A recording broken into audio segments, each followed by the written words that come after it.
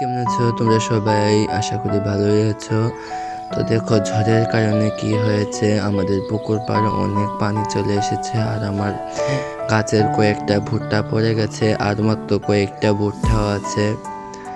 এই ভুট্টাগুলো আমাদের পেরে নিতে হবে।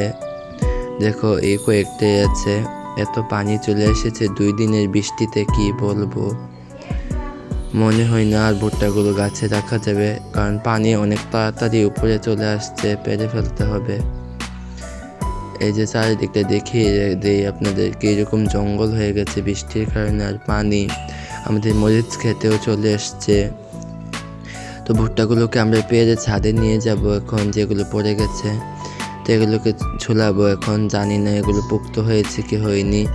তো দেখুন কীভাবে ঝুলাচ্ছে। আমরা কিন্তু এগুলোকে তারপর পুড়িয়েছিলাম। আসলে ভুট্টা পুড়িয়ে খেতে মানুষ বলে অনেক মজা হয়, কত মজা এই সেই, কিন্তু আমরা জানি পুড়িয়েছি ভুট্টাগুলো এতটাও এত আহামরি কেমন কিছু মজা লাগেনি, একদম মিডিয়াম।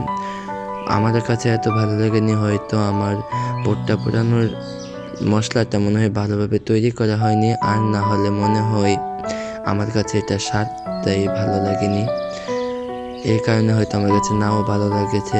তো দেখুন ভুট্টাগুলো, বড় ভুট্টাটা কিন্তু আরও পুক্ত হতে হলে, আর ছোট ভুট্টাগুলো উপযুক্ত হয়ে গেছে।